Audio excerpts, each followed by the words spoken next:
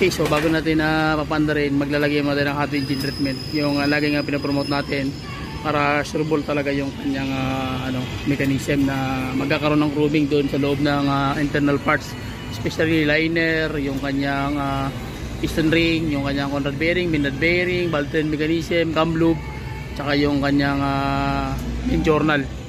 Okay, so ito yung ilalagay natin. So tara, let's go.